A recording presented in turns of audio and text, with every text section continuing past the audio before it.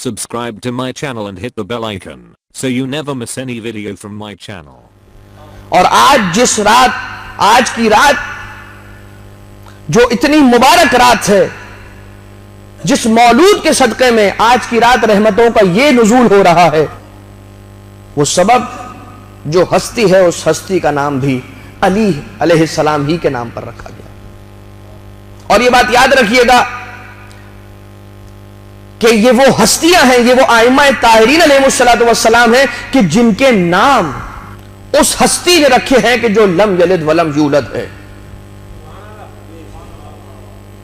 ائمہ طاہرین علیہ السلام کے نام خود رب ذوالجلال نے ودیت فرمائے۔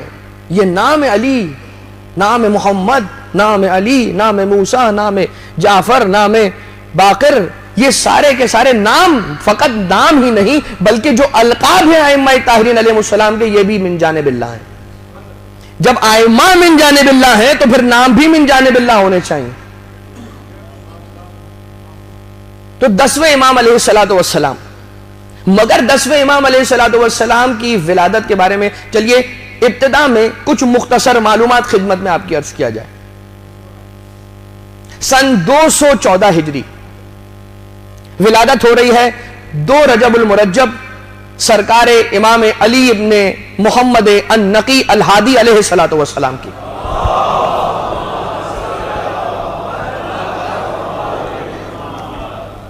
مولا کی ولادت ہو رہی ہے 2 رجب سن 214 ہجری۔ کل 40 سال عمر مبارک ہے آپ کی، کل 40 سال عمر مبارک ہے۔ 254 ہجری کے اندر آپ کی شہادت واقع ہو رہی ہے۔ مدینہ میں آپ کی ولادت ہوئی ہے، شہر سامرہ میں آپ کی شہادت ہوئی۔ آہستہ آہستہ انشاءاللہ امام معصوم علیہ السلام کی 10ویں امام تاریخ کی تحلیل آپ کی خدمت میں عرض کی جائے گی۔ آپ کی والدہ گرامی جناب سمانہ مغربیہ، جناب سمانہ مغربیہ امام محمد تقی علیہ السلام کی وہ زوجہ کہ جن سے آپ کا عقد مدینہ منورہ میں ہوا۔ آپ کے القاب، نقی آپ کا ایک لقب، ہادی آپ کا ایک لقب، ابن الرضا آپ کا ایک لقب۔ ابن الرضا آپ کا لقب کیسے؟ امام سلطان العرب والعجم آقا علی ابن موسیٰ الرضا علیہ السلام کے پوتے۔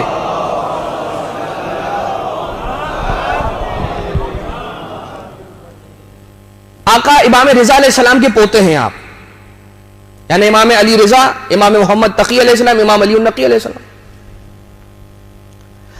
اور امام محمد تقی علیہ السلام۔ کل ہم نے آپ کی خدمت میں ایک بات عرض کی تھی کہ چوتھے امام، 5ویں امام اور 6ٹھے امام علیہ السلام کا دور بڑا آیا ہے اس اعتبار سے کہ دونوں اماموں کو علوم اہل بیت علیہ السلام پھیلانے کے لیے بہت وقت ملا۔ 2 باطل قوتیں آپس میں اقتدار کی جنگ میں مصروف ہیں اور ان باطل طاقتوں کی نگاہیں ائمہ طاہرین علیہ السلام اور ان کے پیروکاروں اصحاب کی جانب سے کچھ عرصے کے لیے ہٹی ہوئی ہیں، اور ان ادوار کے اندر وہ مدرسہ تشکیل پا گیا کہ جو مدرسہ چلتا رہا پھر 10ویں امام اور 11ویں امام علیہ السلام کے، بلکہ 10ویں امام علیہ السلام کے دور۔ لیکن 7ویں امام علیہ السلام کی حیات طیبہ ایک مائل سٹون ہے تاریخ ائمہ اہل بیت علیہ السلام میں، کہ 7ویں امام علیہ السلام کے دور سے قید و بند کا وہ سلسلہ اتنی شدت پکڑ رہا ہے کہ تقریباً 7ویں امام کو اپنی زندگی کا 14 سال کا عرصہ قید میں گزارنا پڑا، چاہے آن اینڈ آف ہی صحیح، پیریوڈیکلی ہی صحیح، لیکن 7ویں امام اپنی زندگی کا تقریباً 14 سال کا عرصہ، 9 سال پیریوڈیکلی اور 5 سال مسلسل حیات طیبہ 7ویں امام علیہ السلام، آخری 5 سال تقریباً امام علیہ السلام نے صرف قید و بند کی صحبتوں کے اندر مسلسل گزارا۔ مگر وہاں پر بھی سلسلہ ہدایت رکا نہیں، وہاں پر بھی شمع نور ہدایت امام موسیٰ کاظم علیہ السلام اپنی ہدایت کے نور کو پھیلاتا رہا۔ امام علی رضا علیہ السلام کا دور آیا، آپ کو خراسان 9ویں امام علیہ السلام کا دور آیا، آپ کو 8 साल की उम्र मुबारक में मनसब इमामत पर फाइज होना हुआ। 8 साल की उम्र है इमाम तकी अलैहिस्सलाम जो कि 10वें इमाम के वालिद हैं। मैं जरा पीछे से बात को शुरू कर रहा हूं ताकि बेहतर अंदाज में हमें वो सिनेरियो समझ आ सके कि जिस सिनेरियो में 10वें इमाम अलैहिस्सलाम ने जिंदगी को गुजारा। ये तो हम मुसलसल सुनते ही रहते हैं कि इमाम अलैहिस्सलाम को नजरबंदी का सामना करना पड़ा और वो मजालिम के जो इमाम पर हुए उसकी वजह क्या थी, वो मुहर्रिक क्या था, वो आपकी खिदमत में अर्ज कर सकूं ताकि तवज्जुहात को हमारी जानिब मबजूल रखिएगा कि अब 9वें इमाम अलैहिस्सलाम जो है वो इमामों के सिलसिले में पहले इमाम है कि जो इतनी कम सिनी के अंदर इमाम बने। 8 साल की उम्र में 9वें इमाम अलैहिस्सलाम इमाम जवाद अलैहिस्सलाम इमाम बने, यानी मनसब इमामत पर फाइज हो रहे हैं जाहिरन। वइल्ला इमाम इस दुनिया के अंदर आने के बाद नहीं, इमाम बनकर इस दुनिया में आया करता है। तो कम सिनी की उम्र में इमाम रिजा अलैहिस्सलाम की शहादत के वक्त 8 साल की, तकरीबन 8 साल की उम्र है 9वें इमाम अलैहिस्सलाम की। अब आप ये देखिए कि 10वें इमाम अलैहिस्सलाम जब मनसब इमामत पर फाइज हो रहे हैं, इमाम तकी अलैहिस्सलाम की शहादत कितने साल, कितनी उम्र मुबारक में हुई है? जब शहादत हुई है 9वें इमाम की, इमाम तकी अलैहिस्सलाम की, 10वें इमाम के वालिद की, तो उस वक्त 9वें इमाम की क्या उम्र मुबारक थी? 25 साल। इस जवानी के आलम में, इस 25 साल की उम्र मुबारक में, इस कमसिनी के आलम में 9वें इमाम अलैहिस्सलाम को जहर देकर शहीद किया है मोतसम मलऊन ने। जहर दिया गया, 9वें इमाम अलैहिस्सलाम शहीद हुए। अब इस वक्त 10वें इमाम की उम्र 6 बरस की है। 8 साल की उम्र, अब तो बात 6 साल की उम्र पर आ गई है कि 6 साल का ये कमसिन इमाम बन रहा है। मगर यह बात याद रखिएगा, इब्नुर रिजा क्यों कहा गया? बात तो यहां से शुरू हुई थी। पहले इब्नुर रिजा की वजह सुनिए और उसके बाद कमसिनी के अंदर इमाम का मनसब इमामत पर फाइज होना, उसकी बरकत क्या थी ये सुनिए। इमाम अलैहिस्सलाम है, इमाम रिजा अलैहिस्सलाम के यहां पर औलाद ना थी। आपके अक़द मुबारक के बाद, आपकी निकाह के बाद तकरीबन 35 साल का अरसा गुजरा, इमाम रिजा अलैहिस्सलाम की यहां कोई औलाद नहीं। इमाम के अपने इमाम अलैहिस्सलाम को ताना देने लगे थे, वही ताना कि जो रिसालत माप को ताना दिया जाता था, नाउज़ुबिल्लाह अबतर का ताना। परवरदिगार आलम ने इंतजाम, हिदायत का इंतजाम फरमाया, मगर ये जो इस ताखीर का सबब था, अपने परायों की पहचान भी हो गई इस अरसे के अंदर। क्योंकि जो इमाम अलैहिस्सलाम पर खुलूस से ईमान रखता होगा, वो इमाम अलैहिस्सलाम की इताअत के अंदर सर तस्लीम को खम करेगा। इमाम अलैहिस्सलाम को परवरदिगार आलम ने एक बेटा अता किया कि जिसका नाम मोहम्मद रखा गया, नाम रिसालत माप पर, और जिनका लक़ब तकी और जवाद करार पाया। और लोग इमाम अलैहिस्सलाम को, 9वें इमाम को, 10वें इमाम के वालिद को, उनके नाम मुबारक से ज्यादा इब्नुर रजा कहकर बुलाने लगे।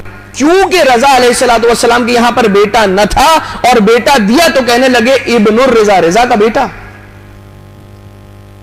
परवरदिगार आलम का यह इंतजाम था कि आज आप देख लीजिए, रिजवी सादात की तादाद बहुत कसीर है। यह उस बरकत की वजह से जो परवरदिगार आलम ने अता फरमाई है। मैं बात को बहुत ज्यादा पुरानी नहीं करूं, 10वें इमाम अलैहिस्सलाम तक जल्द से जल्द हम आ जाएं, लेकिन ये इमाम रिजा अलैहिस्सलाम की और कोई औलाद न थी, फकत एक औलाद, और वो था बेटा, और वो 9वें इमाम। तो वाहिद औलाद है 8वें इमाम अलैहिस्सलाम की, इमाम रिजा की, वो ये इमाम तकी अलैहिस्सलाम जो वालिद है 10वें इमाम के, तो इब्न रिजा ही कहा जाएगा कि रजा का बेटा, रजा का बेटा, रजा का बेटा। रजा के यहां पर बेटा न था, खुदा ने बेटा दिया, और इस शान से दिया कि नाम से ज्यादा मौला रजा अलैहिस्सलाम के नाम से वो बेटा मंसूब हो गया। और इमाम तकी अलैहिस्सलाम की आल को तकवी सादात क्यों नहीं कहते, रिजवी सादात क्यों कहते हैं? इसीलिए कि परवरदिगार आलम ने वहां अपने हबीब को अबतर का ताना देने वालों की जुबानों को गुम करने के लिए यह इंतजाम किया, एक ऐसी बेटी अता की, कायनात की नस्ल बेटों से चलती है, मोहम्मद मुस्तफा की नस्ल बेटी फातिमा ज़हरा सलामुल्लाह अलैहा से चली।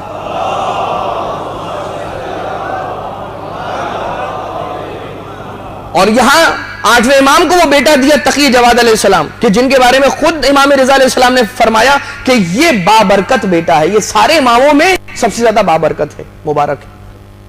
لوگ اس وقت تک، اب آ جائیے کم سنی کے اندر امامت کے منصب پر فائز ہو رہے ہیں، اس کے کیا آثار ہیں لوگ یہ سمجھتے رہے۔ 7ویں امام 8ویں امام علیہ السلام تک کے دور میں ایک عمر کو پہنچ رہے ہیں اور اس کے بعد پھر منصب امامت پر فائز ہو رہے ہیں۔ تو لوگوں کے ذہنوں کے اندر یہ ایک خام خیالی تھی کہ جسے دور کرنا تھا اس منزل پر، کم سنی میں منصب امامت پر فائز ہونے اور کروانے کے ذریعے سے پروردگار عالم کی جانب سے کہ لوگ یہ سمجھ رہے تھے، ان کے خام خیالی تھی کہ شاید اس دنیا میں آ کر کچھ پڑھ لکھ کر، کسی قابل بن کر، گرون اپ ہو کر، کچھ سیکھ کر، امامت کے قابل بن کر پھر منصب امامت پر فائز ہوتے تھے۔ لیکن دراصل حقیقت تو یہ ہے کہ ہمارے ہاں امام اس دنیا میں آ کر کچھ پڑھ لکھ کر امام نہیں بنتا، بلکہ امام بن کر اس دنیا میں آیا کرتا ہے۔ اور یہ وہ بات تھی کہ جو چلنا شروع ہوئی ہے اور لوگوں کے ذہنوں میں اب یہ صورتحال ایسے کلیئر ہونے لگی ہے کہ 8 سال کی عمر مبارک ہے اور لوگوں نے حاضر سبی یہ بچہ کہہ کر مولا کو پکارنے لگے، چاہے وہ 9ویں امام ہو یا 10ویں امام ہو۔ 9ویں امام علیہ السلام کو بھی حاضر سبی کہہ کر پکارا جاتا تھا، اور 10ویں امام علیہ السلام کے ساتھ بھی یہ سلسلہ رہا۔ ابھی ہم 10ویں امام علیہ السلام کی بات کا آغاز کریں، اس سے پہلے جو مقدمہ طے پا رہا ہے اسے غور سے سماعت فرمائی کہ مامون اور خاص طور سے باطل کی اسٹریٹجی کو اب تاریخ اور ہسٹری کے اس پیریڈ میں آ کر چینج ہوتے ہوئے بھی دیکھیں۔ ایک بات اور پوشیدہ ہے، یہ جو ٹرننگ پوائنٹ ہے، جو میں مائلسٹون کہہ رہا ہوں 7ویں امام علیہ السلام کے دور کو، وہ کیوں ہے کہ یہاں سے باطل کی اسٹریٹجی بھی چینج ہو رہی ہے۔ کیسے؟ 7ویں امام علیہ السلام کے دور میں، 6 امام علیہ السلام کے دور تک تو کام ہوا، مدرسہ، 4000 سے زیادہ اسپیشلسٹ علماء اور شاگردان امام باقر و امام صادق علیہ السلام۔ مگر 7ویں امام علیہ السلام کے دور میں جب عباسیوں کا رول اور ان کی حکومت کا آغاز ہو گیا تو پھر اہل بیت پر دائرہ تنگ ہونے لگا۔ 7ویں امام علیہ السلام کو قید کر کے دیکھا گیا، کہا انہیں قید کر دیا جائے، انہیں بند کر دیا جائے۔ زندگی کا 14 سال مولا کا عرصہ قید میں گزار دیا، اہل و عیال سے دور رکھا، قید کر کے دیکھ لیا، خنجر دے کر بھیجا کہ جا کر کاظم کو قتل کر کر آؤ۔ خنجر لے کر گیا، قتل کرنے کی مصمم ارادے سے گیا، اور جب پہنچ کر اس کی نگاہ امام علیہ السلام کے وجود پر پڑی، منقلب ہو گیا۔ ایک تو نور امامت امام سے جھلکتا تھا، ان کی ایک خاص ہیبت، مگر خاص طور سے امام علیہ السلام کی جو حالت تھی اسے دیکھ کر لوگ منقلب ہو رہے ہیں، قتل کرنے سے انکار ہو رہا ہے۔ زہر دے کر بھیجا، آ کر مامون سے کہا یا معتصم سے کہا کہ ہم نہیں قتل کر سکتے، یہ تو پہلے ہی مر چکا ہے، یہ زندہ لاش کی حیثیت سے زندان میں سو رہا ہے، میں اسے کیسے قتل کر سکتا ہوں۔ یہاں تک کہ حبشہ سے اننون اور انونیمس لوگوں کو بلایا گیا کہ جو دور دور تک 7ویں امام کو نہ جانتے ہو، قتل کر دیں بس کسی طرح، ہم پر نام نہ آئے۔ مگر انہوں نے بھی انکار کیا۔ ہوا کیا؟ قید کر کے دیکھا، کوئی سلسلہ، کوئی کامیابی حاصل نہ ہوئی۔ اماموں کو قید کر کے دیکھا گیا، کوئی کامیابی حاصل نہ ہوئی۔ 7ویں امام کے بعد 8ویں امام، 8ویں امام کے بعد 9ویں امام۔ 9ویں امام علیہ السلام کا دور آیا تو کیا کیا؟ کمسن ہے 9ویں امام، یعنی امام نقی کے والد امام جواد علیہ السلام کمسن ہیں۔ کہا ایک کام کرتے ہیں، اب اپنی اسٹریٹجی کو چینج کرتے ہیں، انہیں قید کرنا، انہیں زہر دینا، انہیں تلوار سے شہید کر دینا، اس سے ان کا کچھ نہیں بگڑتا، ان سے ان کا کچھ نہیں جاتا، جتنا ان پر ظلم کرتے ہیں یہ اور ابھر کر آتے ہیں۔ ایک کام کرتے ہیں، انہیں دربار کا داماد بناتے ہیں۔ مامون نے اپنی بیٹی کا نکاح 9ویں امام علیہ السلام سے کروایا، اس کم سنی کے عالم میں 8 یا 9 سال کی عمر میں۔ امام علیہ السلام سے عقد ہو رہا ہے مامون کی بیٹی کا، ام الفضل جس کا نام روایت میں ملتا ہے۔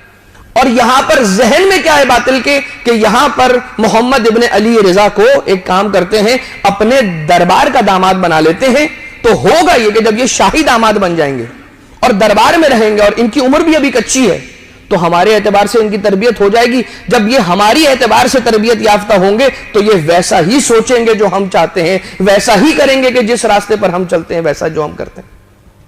حالانکہ ان کی یہ سوچ خام خیالی تھی, نہیں جانتے تھے کم سنی کے عالم میں کسی امام کو مقید نہیں کیا جا سکتا. یہ گہوارے میں ہو تب بھی امام ہوتے ہیں, یہ مسلح پر ہو تب بھی امام ہوتے ہیں, میدان جنگ میں ہو تب بھی امام ہوتے ہیں, یہ کم سنی میں ہو تب بھی امام ہوتے ہیں, یہ پیری میں ہو, بڑھاپے میں ہو, بزرگی میں ہو تب بھی امام ہوتے ہیں. اور گہوارے کے اندر کلہ اجدر کو چیر کر میرے مولا کائنات علیہ السلام نے یہ ثابت بھی کیا تھا. جب دربار کا داماد بنایا اور اس کے بعد امام علیہ السلام مدینہ تشریف لے گئے, وہاں پر جناب سمانہ سلام اللہ علیہا سے آپ نے عقد فرمایا, تو پروردگار عالم نے باطل کی اس سازش کو ایسے ناکام بنایا کہ ام الفضل سے مولا تقی کو اولاد نہیں ہے. یعنی مولا تقی علیہ السلام کی نسل امامت اس خاتون سے آگے نہیں بڑھ رہی کہ جس کا تعلق باطل طاقتوں سے. پروردگار عالم نے خاص انتظام فرمایا, جناب سمانہ مغربیہ, جناب سمانہ سلام اللہ علیہا وہ تشریف لے کر آ رہی ہیں, اور آنے کے بعد مدینہ میں امام تقی علیہ السلام سے ان کا عقد ہو رہا ہے, اور ان بی بی کے ذریعے سے امام تقی علیہ السلام کی نسل ہدایت, نسل امامت آگے بڑھ رہی ہے. اور آپ طول تاریخ میں چلے جائیے, آپ کو یہ بات نظر آ جائے گی کہ کہاں کہاں ایسا تھا کہ نبی یا امام کی ایسی زوجہ کی جو نافرمان ہے, پروردگار عالم نے اس کے ذریعے سے امام کی نسل کو آگے نہیں بڑھایا. جب بات 10ویں امام علیہ السلام کی آئی تو یہاں پر ایک نیا حربہ استعمال کیا گیا. یہاں پر آ کر پھر سے اسٹریٹجی چینج ہوئی کہ ہم نے تو یہ بھی دیکھ لیا کہ اپنے دربار میں انہیں رکھ لیا, اپنے پاس رکھ لیا, مگر یہاں آنے کے بعد ہم انہیں کیا تبدیل کرتے, دربار کو انہوں نے تبدیل کر دیا. تو اب کیا کیا جائے؟ اب ایک کام کیا جائے. عبید اللہ جنیدی نام کا ایک ٹیوٹر انہوں نے ہائر کیا, اور 10ویں امام علیہ السلام, اب میں آ گیا اپنے 10ویں امام علیہ السلام, لیکن یہ سارا مقدمہ تھا کہ جسے مہیا کرنا بہت ضروری تھا. 10ویں امام علیہ السلام عبید اللہ جنیدی وہ شخص ہے کہ جسے ہائر کیا گیا ہے 10ویں امام علیہ السلام کو پڑھانے کے لیے. 6 سال کی عمر ہے امام کی, یاد رکھیے گا, اور امام علیہ السلام کو پڑھانے کے لیے دربار کی جانب سے ایک شخص اپوائنٹ کیا گیا ہے کہ جو آ رہا ہے کہ یہ پڑھائے. پڑھانے والے کو کیا کہا کہ دیکھو تم نے یہ بات بہت اچھے سے اپنے ذہن میں بٹھانی ہے کہ یہ ایک بات تو ہے کہ عام بچہ نہیں ہے, بس تم نے اتنا کرنا ہے کہ اس کی سوچ کو ایسے بدل دینا ہے کہ یہ اسلامی قوانین سے ہٹ کر غیر اسلامی قوانین پر تربیت پا جائے. وہاں پر کیا کیا گیا؟ قید کر کے دیکھا گیا. مولا حسین علیہ السلام تلوار چلا کر دیکھ لیا, کچھ نہ ہوا. 7ویں امام کو قید کر کے دیکھا, کچھ نہ ہوا. 9ویں امام علیہ السلام کو اپنا داماد بنا لیا, رشتہ داری بھی ہو گئی, اس کے بعد دربار میں آنا جانا اتنا ہو گیا, مگر اس کے بعد بھی سلسلہ امامت کو سمجھ نہ پائے. 10ویں امام علیہ السلام کے لیے ایک معلم کو رکھ لیا.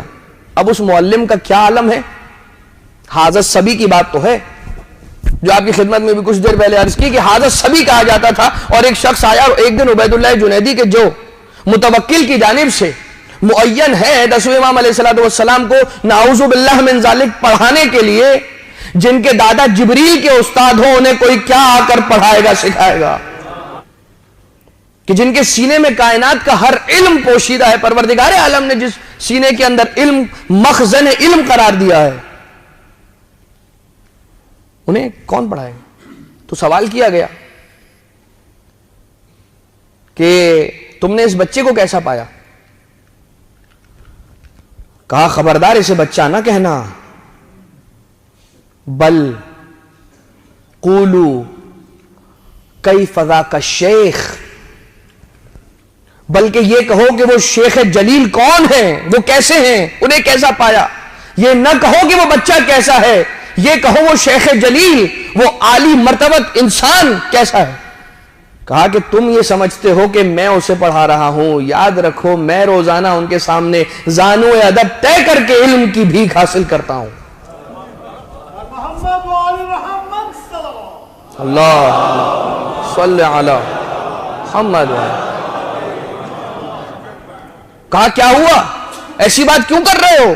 کہا بات یہ ہے کہ جب میں اس بچے سے تلاوت قرآن کرنے کا کہتا ہوں, جب میں کہتا ہوں کہ بیٹا کچھ آیتیں پڑھ کر سناؤ, تو وہ بچہ مجھ سے یہ کہتا ہے کہ آپ سورے کا نام لیجئے, تلاوت میں کر کے سناؤں گا. یعنی میں اسے اختیار دیتا ہوں کہ آپ اپنی پسند کی جو آپ کو یاد ہو وہ پڑھیں. تو وہ بچہ مجھ سے کہتا ہے کہ میں اپنے اختیار سے نہیں, آپ کہیے وہ پڑھوں گا, اس لیے کہ میرے جد علی ابن ابی طالب علیہ السلام, اب یہ میرے جملے ہیں,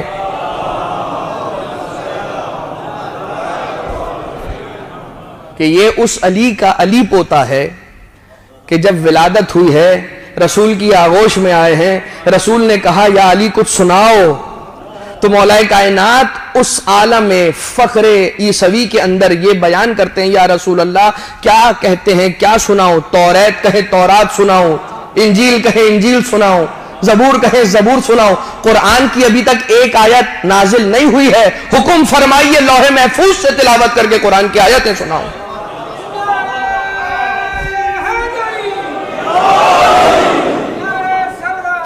اللہ صلی علی محمد. اور مولا امام علی النقی علیہ السلام جیسے جیسے مولا کی عمر مبارک, جیسے جیسے عرصہ امام کی حیات طیبہ کا گزر رہا ہے, تو لوگ وہ کرامتیں اور وہ معجزات دیکھ رہے ہیں امام علیہ السلام کی ذات مقدس سے. امام مدینہ منورہ میں اسی مدرسے کو لے کر آگے چل رہے ہیں کہ جس مدرسے کی بنیاد 5ویں اور 6ٹھے امام نے رکھی, اور لوگوں کو نہ فقط یہ کہ علوم اہل بیت سے سرفراز فرما رہے ہیں, ان کے دلوں میں نور علم کو عطا کر رہے ہیں, بلکہ ساتھ ہی ساتھ لوگوں کی پریشانیوں کو بھی حل فرما رہے ہیں, لوگوں کی باس پرسی بھی کر رہے ہیں, خبر گیری بھی رکھ رہے ہیں, کس کی کیا مشکل ہے مولا امام نقی علیہ السلام اسے حل فرما رہے ہیں, جس کے نتیجے میں ہو یہ رہا ہے کہ لوگوں کے دلوں میں مدینہ منورہ کے اندر موجود جو افراد ہیں, ان کا تعلق کسی مسلک سے کیوں نہ ہو, ان کے دل میں علی النقی علیہ السلام کی محبت موجود ہے. کیونکہ کبھی 10ویں امام علیہ السلام مسلک کی بنا پر کام کیا ہی نہیں کرتے تھے, مولا ہمیشہ انسانیت کی بنا پر کام کیا کرتے تھے. کیوں؟ کیونکہ کسی مسلک کا امام نہیں تھا نقی ہادی, انسانیت کا امام بنا کر خدا نے بھیجا تھا امام علیہ السلام. اور اس کے بعد وہ دن آیا کہ والی مدینہ نے ایک خط لکھا متوکل عباسی کو. مولا مدینہ میں کام کر رہے ہیں, علوم کو فروغ دے رہے ہیں, صرف لوگوں کو پڑھا رہے ہیں, لوگ محبت رکھتے ہیں, اس لیے مولا کے سامنے, مولا کے محضر مبارک میں ایک جم غفیر لگتا ہے لوگوں کا, کہ جو آ کر مولا سے سیکھنا چاہتے ہیں. ہر مرحلے کے انسان کے لیے مولا کے پاس کچھ ہے عطا کرنے کے لیے. لوگ آتے ہیں, مدینہ پورا مولا کے سامنے حاضر ہو رہا ہے. تو ہوتا یہ ہے, والی مدینہ نے خط لکھا, والی مدینہ نے متوکل کو خط لکھا, شکایتی خط, تہمت سے بھرا خط, کہ اچھا عموماً ہوتا بھی ہے کہ جو گورنرز ہوتے ہیں نا, یا جو ریپریزنٹیٹیوز ہوتے ہیں, وہ اپنے نمبرز کو بڑھانے کے لیے ایسے کام کرتے ہیں کہ جو ان کا دشمن ہے ان کے خلاف بات کرتے ہیں, تاکہ وہ ان کے دل میں مزید ان کی جگہ گہری ہو جائے اور وہ ان کی گورنری کے جو 5 سال ہیں وہ اور بڑھ جائیں. تو یہ بھی خط لکھا, اور متوکل کو یہ کہا کہ میں ایک سلطنت میں 2 بادشاہ نہیں دیکھتا, ایک سلطنت میں 2 بادشاہ نہیں دیکھتا, اور مجھے مدینہ میں نظر آ رہا ہے. اور یہ لکھا کہ وہ تمہارے خلاف لشکر تشکیل دے رہے ہیں اور نعوذ باللہ ہتھیار جمع کر رہے ہیں, اور تمہارے خلاف خروج کرنے والے نہ جانے کیا کیا. امام نقی علیہ السلام کو بھی علم ہوا کہ خط لکھا گیا ہے. امام علیہ السلام نے بھی متوکل کو ایک خط لکھا, اور اس بات کو رفع کرنے کی رفع تہمت کے لیے امام علیہ السلام نے خط لکھا اور کہا, اے متوکل, جو تجھے والی مدینہ کی جانب سے خط لکھا گیا ہے اس میں کوئی صداقت موجود نہیں ہے, اور ہماری جانب سے مطمئن رہنا کہ ہم تیرے خلاف کوئی خروج, کوئی عمل کرنے والے نہیں ہیں. اور اس کے بعد متوکل کا خط, امام کے خط کے جواب میں متوکل کا خط آیا, نفاق سے بھرا ہوا خط. کیا کہا؟ آپ تو رسول کی نشانی ہیں, آپ کے چہرے کا دیدار کرنے کا میرا اتنا دل ہو رہا ہے کہ میں چاہتا ہوں کہ آپ سامرہ آ جائیں، اور میں یہاں سے افراد بھیج رہا ہوں کہ جو آپ کو ریسیو کر کے میرے پاس لے کر آئیں گے، اور پھر آپ کے دیدار سے میں منور ہو جاؤں گا، اور میرا دل چاہ رہا ہے، اشتیاق رکھتا ہوں آپ کی زیارت کا، سامرہ تشریف لے آئیے۔ اور جو یہاں سے 300 افراد گئے ہیں، تقریباً 300 افراد مدینہ کے لیے سامرہ سے گئے ہیں، انہیں کہا کہ پیار محبت سے لے کر آنے کی کوشش کرنا، اور اگر گرفتار کر کے لے کر آنا۔ امام کو لینے کے لیے، یعنی سامرہ جانے کے لیے یہ 300 افراد تقریباً مدینہ پہنچے ہیں، تو امام علیہ الصلوۃ والسلام مسکرائے۔ امام نے کہا، بعض روایت میں ملتا ہے کہ 3 دن کی مہلت، بعض روایت میں مختلف انداز سے ملتا ہے، لیکن امام نے خاص وقت مانگا تاکہ سامان سفر کو مہیا کیا جائے۔ سامان سفر خود بھی مہیا کیا اور لوگوں سے بھی کہا۔ اچھا، گرمی کا دور ہے، سخت گرمی کا دور، اور مدینہ کی گرمی ہو یا عراق کی گرمی ہو، آپ بہتر جانتے ہیں کہ کیا سلسلہ ہے جو یہاں پر بھی سلسلہ ہوتا ہے۔ شدید گرمی کا دور ہے۔ امام علیہ الصلوۃ والسلام نے کہا کہ ہم سامان سفر مہیا کر رہے ہیں، کچھ وقت لگے گا، ہم تمہارے ساتھ چلنے کے لیے تیار ہیں، اور وہ سامان کے جو ہم تیار کر رہے ہیں اپنے سفر کے لیے، وہ تم بھی تیار کر لو، ذرا سردی کے کپڑے اپنے ساتھ رکھ لو، ٹھنڈ کے کپڑے رکھ لو۔ آپ دیکھیے، ٹھنڈ کے کپڑے اپنے ساتھ رکھو، جس کے دل میں ایمان کا نور روشن تھا، ایک فرد تھا، وہ صرف ایک فرد تھا، ان 300 میں سے فقط ایک تھا، اور اسے اتنی سننی پڑ رہی تھی 299 لوگوں سے، اسے بار بار تانے کا نشانہ بنایا جاتا تھا، اسے کرٹیسائز۔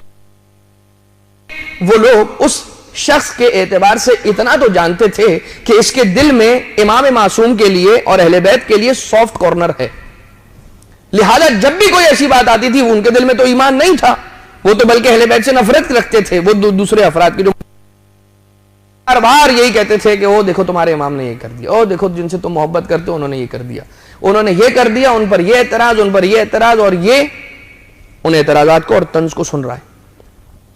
گرمی کا دور ہے، اس میں سردی کے کپڑے اور شالیں رکھنے اور اونی کپڑوں کے رکھنے کا کیا جواز بنتا ہے، کیا منطق بنتی، کیا لاجک بنتی ہے؟ اگر آج کل کی زبان میں ایک آ جائے، کیا لاجک ہے؟ لاجک سے بات سمجھ میں نہیں ہے، دماغ میں نہیں بیٹھی۔ ایک بات یاد رکھیے گا، جب کوئی بات، جب کوئی امر حکم خدا سے ٹکرا رہا ہو نا، ایک طرف حکم الہی ہو اور ایک کی لاجک ہو، لاجک کو چھوڑ دیجئے گا، حکم الہی پر عمل کیجئے گا۔ اور اس کی مثال ہے، اس کی مثال ہے حضرت نوح کا بیٹا۔ حضرت نوح علیہ السلام اپنے بیٹے سے کہتے ہیں، یا ولدی ارکب معنا، یا بنیا ارکب معنا، ہمارے ساتھ اس سفینے میں، اس کشتی میں سوار ہو جاؤ۔ سآوی الی الجبل یعصمنی من الماء، ارے میں تو اس پہاڑ پر جاؤں گا، وہ مجھے بچائے گا اس طوفان سے۔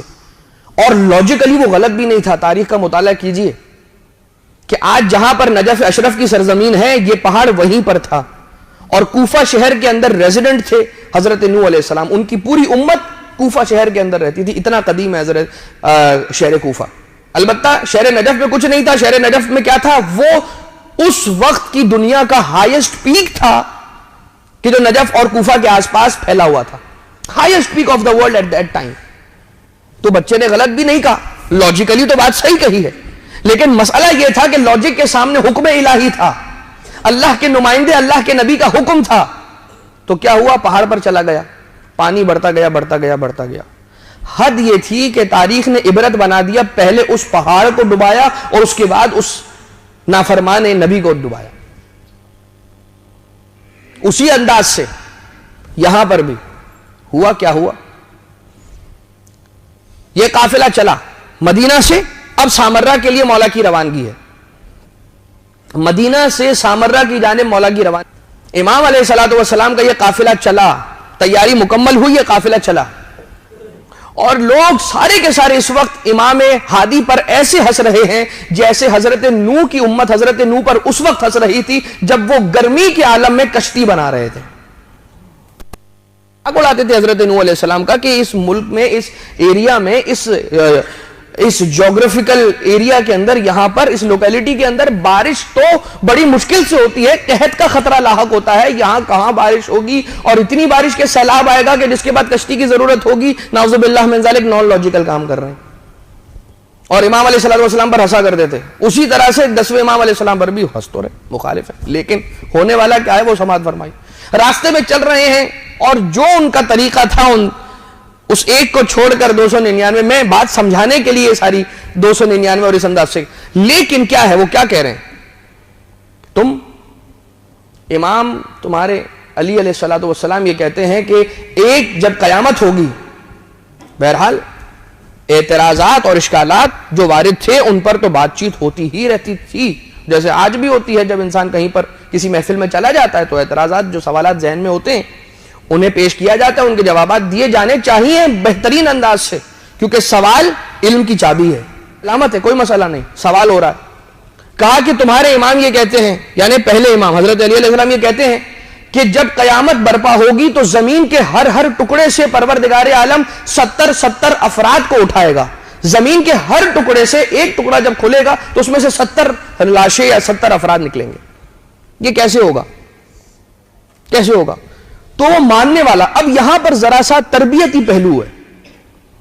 اس ماننے والے کے پاس، امام کے چاہنے والے کے پاس جواب نہ تھا، جواب نہیں تھا اس کے پاس، تو اس نے امام علیہ السلام کو غلط نہ سمجھا، اپنا نقص جانا، اور اس نے کیا جواب دیا؟ اس نے یہ نہیں کہا کہ ہاں یہ تو ہمارا دین ہی ٹھیک نہیں ہے، یہ تو ہے ہی غلط، نعوذ باللہ، تم صحیح کہہ رہے ہو کیونکہ تمہاری بات اٹریکٹیو ہے، لاجیکل ہے. وہ ماننے والا امام کا یہ کہتا ہے کہ دیکھو میرے امام علیہ السلام نے کہا ہے تو حکمت سے خالی نہ ہوگا. یہ اور بات ہے کہ حکمت کیا ہے میں نہیں جانتا، مجھے وقت دو، میں تمہیں پتا کر کے بتاؤں گا اس کا جواب. جب میرے مولا علی ابن ابی طالب صدیق اکبر اور فاروق المبین نے یہ کہا ہے تو جو کہا ہے وہی ہوگا، کیونکہ رسول نے فرمایا الحق مع علی وعلی علی مع الحق والحق مع علی. اچھا، یہ بات ہوتی رہی، قافلہ آگے بڑھتا رہا. ایک ایسا موقع آیا کہ جس رات ایک مقام پر پڑاؤ ڈالا ہوا ہے، وہاں پر تیز آندھیاں چلنے لگیں اور یہ ہوائیں آہستہ آہستہ سرد ہونے لگیں، اور اتنی ٹھنڈی ہوائیں کہ اس کے بعد بارش ہوئی. بارش کے ختم ہونے کے بعد اتنی سرد ہوائیں چلی کہ لوگ سردی سے، ٹھنڈ سے ٹھٹھرنے لگے. اور اب وہ افراد کے جو امام علیہ السلام کے اونی کپڑے اور وولن کپڑوں کے لینے پر مولا پر ہنس رہے تھے، وہ رو رہے تھے کہ اب ہمارا کیا ہوگا. یہ تو مشیت الہی کے جاننے والے نکلے، یہ تو علم کا خزانہ سینوں میں رکھنے والے نکلے، یہ تو حق کے حقیقی نکلے. اب کیا کریں گے؟ امام علیہ السلام نے کہا جن کے پاس ہے اور جو میرے ساتھ چلے ہیں مدینہ سے، جنہیں میں نے اضافی کپڑے دیے تھے گرمی کے، وہ جتنوں کو دے سکے اتنوں کو دیں، اتنوں کو بانٹیں. جن کے پاس نہیں ہے شیئر کریں تاکہ کوئی نقصان میں نہ رہے. یہ کرم کا دروازہ ہے. مگر پھر بھی یہ ہوا کہ 100 کے قریب افراد زندگی کے ساتھ لڑ نہ سکے اور وہیں پر وہ اس دنیا سے رخصت ہوئے. امام سے پوچھا گیا کہ انہیں دفنانا ہے، اتنے سارے افراد کیسے دفنایا جائے؟ وقت کم ہے اور 100 افراد کو دفنانے میں کتنا وقت چاہیے، کتنی زمین چاہیے، کیا کیا جائے؟ امام علیہ السلام نے کہا ایک بڑا سا گڑھا بناؤ اور یہ سارے کے سارے اس گڑھے کے اندر دفنا دو. تو جس نے ایک زمین کے ٹکڑے سے 70 افراد کے مبعوث کیے جانے پر اعتراض کیا تھا اسے بھی جواب مل گیا، اور ایک گڑھے کو تیار کیا گیا اور اسی کے اندر تقریباً وہ 100 افراد انہیں وہاں پر دفنا دیا گیا. کہا کہ تم نے بالکل صحیح کہا تھا اور تمہارے مولا نے بھی بالکل صحیح کہا تھا. اور یہ بات اس انداز سے آگے بڑھی کہ مولا پھر سامرہ پہنچے ہیں، اور سامرہ پہنچنے کے بعد جو امام نے تقریباً اپنی زندگی کا آدھا حصہ، تقریباً 20 یا 21 سال مولا نے مدینہ میں گزارے ہیں، اور 19 یا 20 سال امام ہادی علیہ السلام نے شہر سامرہ میں گزارے. رات جو ولادت ہے 10ویں امام کی، امام علیہ السلام کی ولادت کی مبارکباد پیش کرتے ہیں बखिदमत इमाम साहिबुल असर वल अम्र वल ज़मान अज्जलल्लाहु ताला फरजहु शरीफ की खिदमत में और इस दर पर आए हैं, इस फर्श पर आए हैं, उस फर्श पर आए हैं कि उस दर पर आए कि जहां से कोई खाली हाथ नहीं लौटता। तो वो दिन के जो इस घराने के अंदर ईद का दिन है, खुशी का दिन है, इस दिन क्यों ये खाली हाथ लौटाएंगे? आइए परवरदिगार आलम से दुआ करते हैं, बारे इलाह तुझे वास्ता मोहम्मद व आले मोहम्मद का आज के रात की मौलूद हस्ती इमाम अली नकी अलैहिस्सलातु वस्सलाम का वास्ता, तुझे इमाम ज़माना अलैहिस्सलातु वस्सलाम के दादा का वास्ता, बारे इलाहा जितने मोमिनीन और मोमिनात यहाँ इस फर्श पर हाजिर हुए हैं, अपने दिलों में जो जायज शरई हाजात लेकर आए हैं, परवरदिगार उनकी हाजात शरिया को रवा फरमा, मोमिनीन और मोमिनात की मुश्किलात को दूर फरमा। बारे इलाहा जैसा हमें तू देखना चाहता है, जैसा हमें अहले बैत अलैहिमुस्सलाम देखना चाहते हैं, वैसा बनने की हम सबको तौफीक इनायत फरमा। बारे इलाहा ज़माने के इमाम के ज़ुहूर में ताजील फरमा, उन्हें सलामत रख, उनकी हिफाजत फरमा और इमाम के आबान व अंसार में हम सब का शुमार फरमा। रब्बना तक़ब्बल मिन्ना इन्नका अंतस समीउल अलीम।